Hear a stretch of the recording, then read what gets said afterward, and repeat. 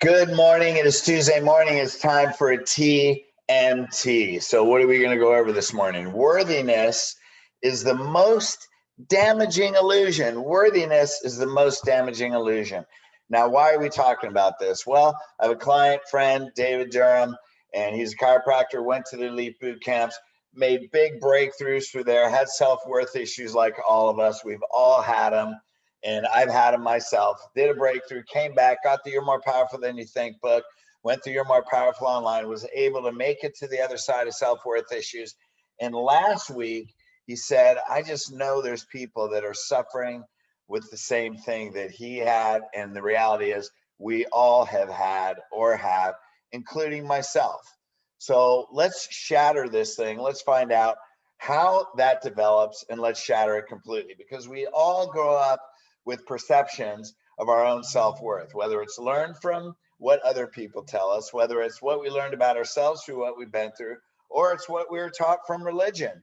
And then all of these perceived impressions based on our impressions of our experiences then turn into belief systems.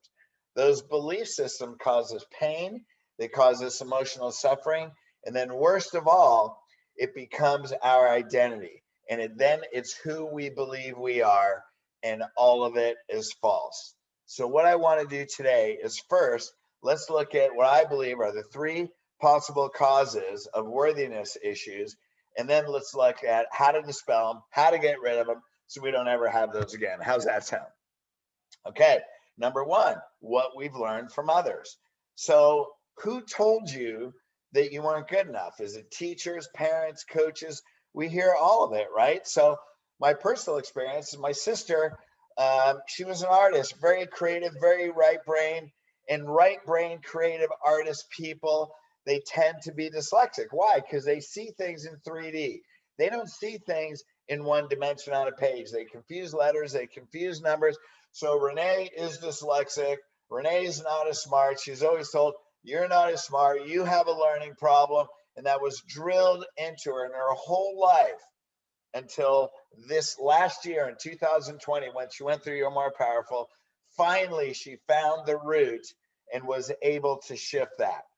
But the reality is, her purpose wasn't to sit there and do math. Her purpose was a hairstylist. Her purpose was an artist. Now, what's another cause? Parents say things out of anger. So like every kid or every adult or every human being, hey, we do dumb things, right? So what do parents say? They make identity statements. They don't say, hey, you did something really dumb. What do they say? You are dumb. You are stupid. You are a procrastinator. You are angry. You are like this. And they make identity statements. And here we are as kids. All we want is love from our parents. We're seeking love from outside ourselves. And then we get hammered with these identity statements, not with bad intent from the parents, but just with an unawareness that we blurt things, identity statements out in anger. So, what's one of those things? Hey, parents, they have their own problems. They were abused, so they abuse us. There's kids with physical, sexual, emotional abuse, and we carry that shame, and that becomes a worthiness problem. And then even on little small things, like my mom would say, little Freddie, he's so shy, when really I wasn't shy. We'd go to the grocery store and my mom would talk to everyone. And then she'd put her little son out there and all these strangers were pinching my cheek. And I'm like, God, leave me alone. I just want to can't we just get our stuff and get out of here? So like to this day, I go in a store, I get my stuff, I walk out. It's probably from trauma from my mother talking to everybody pinching your cheeks. So what would I do? My mom would talk to somebody, a little kid, I'd hide behind her. Don't pinch my cheeks. So little Freddie's shy. So how do I solve that? Well, in college, I drank a bunch of tequila, and then I was the life of the party, but that strategy isn't a sustainable strategy. So we don't do that anymore. So it's what people tell us. What's the second one? What do we believe about ourselves? And really, why do we do that? Because we are taught to compete and to compare. We compare ourselves with people that have more skill at something. They have more money. They're more talented at something. They have significant titles and achievements. They seemingly have more luck. we're always saying, hey, you know what, you're so lucky, and then we don't feel lucky. They have more friends on social media or whatever. Why? Because we compare. Now I'm going to show you how to shatter the whole comparison competing. But when we do that, then what do? We find that we're less than. We compare ourselves to somebody who we want to be like, or has something, or does something, but that's not our calling. And we're going to talk about that in a minute. So one, what other people tell us that we actually respect. Two, how we compare and compete, and the experience that we've been through that now we carry shame and guilt based on our experiences. And then we also have all the self-proclaimed life coaches out there that tell you, well, do these affirmations and say, I am worthy. I am worthy. Now, here's the big delusion. It's a delusion and an illusion about saying I am worthy affirmations. And what is that? If we say I am worthy, then we're actually creating the possibility that we're not worthy. So that means if I don't say I'm worthy all the time, there's times where things happen and then I don't feel worthy. So I say I am worthy. And the problem is one doesn't exist without the other. It's like dark without light. It's like hot without cold. When you say I am worthy, what you're not saying is that there are times where you're not worthy.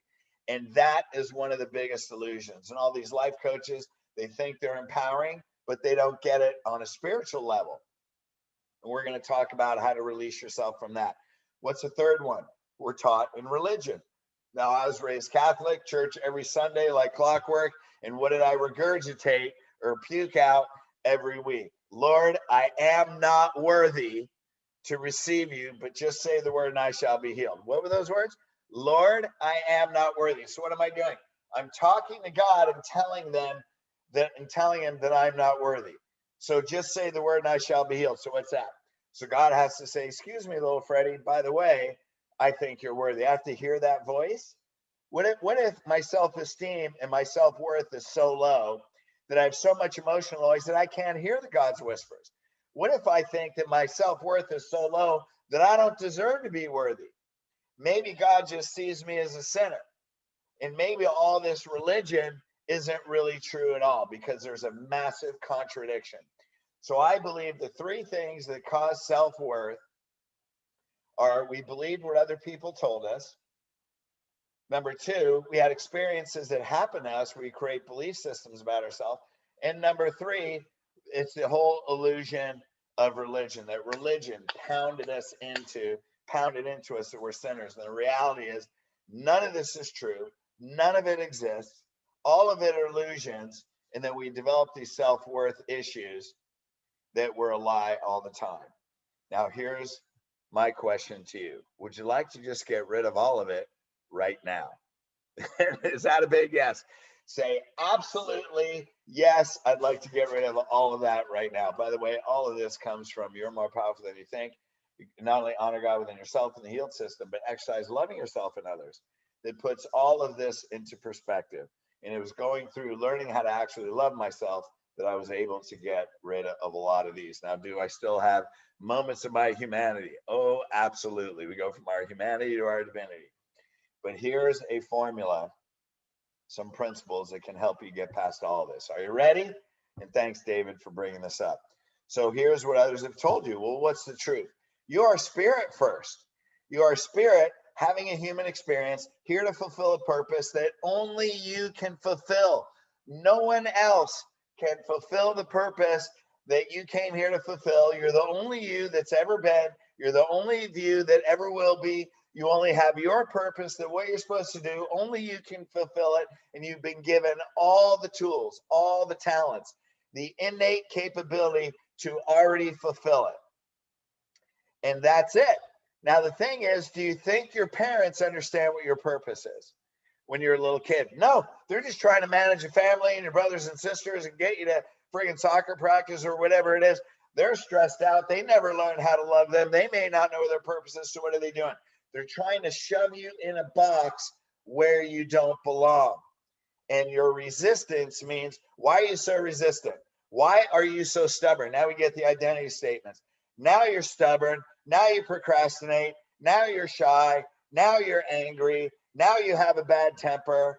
and you have all these things because people are trying to put you in a box that is not aligned with your soul purpose. So I don't blame you for getting angry or being stubborn, because innately you don't belong there. So the reality is, people just want to be understood. So we're looking for other people to acknowledge who we know we are when they don't even understand themselves. And they definitely don't understand you. They don't understand who God created you. They see some of your traits, but they don't know what your purpose is, and you don't belong in their box. So anything that anybody's ever told you, let it go. It doesn't matter. Now let's go to believe in yourself. Okay, I'm sorry, what do you believe about yourself? Well, we're taught to compare. Well, here again, right? We have our purpose and our skills. So when we compare, what are we comparing to? Am I going to compare myself to LeBron James? Now, obviously, that distinction is such contrast that I wouldn't probably do that. But I'm not going to compare myself to another chiropractor. I'm not going to compare myself to Tony Robbins. I'm not going to compare myself to Michael Bernard Beckwith. What I do now, if I want some success, I may model what they do, but we are here to create our purpose. If I like what someone does and I want a skill that they have, I may model what they do, but I do it in my way. You do it in your way.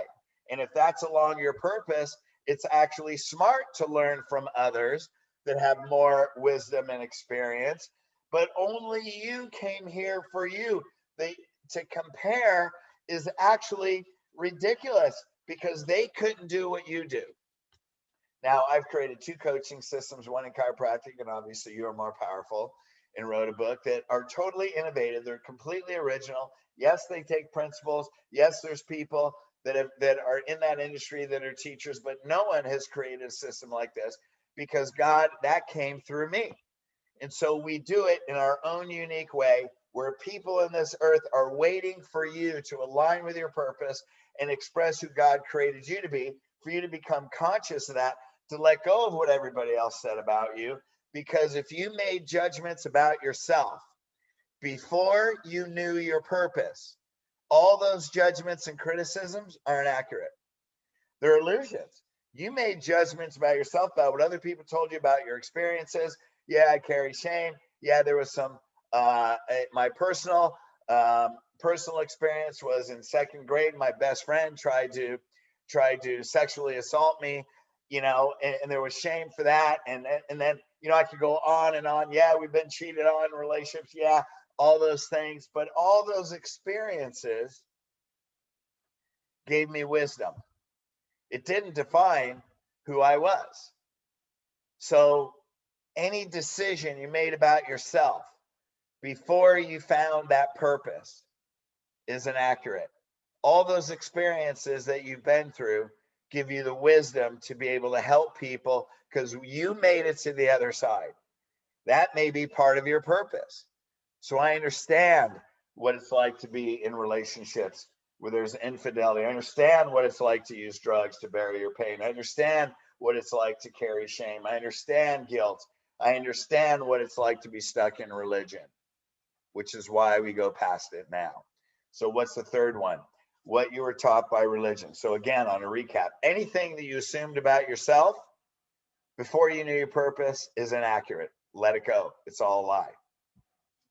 Taught by religion. Well, what's the truth? We are spirit first. Genesis 1:27. We're created in the likeness and image of God. That means we are created with perfection. God created perfection.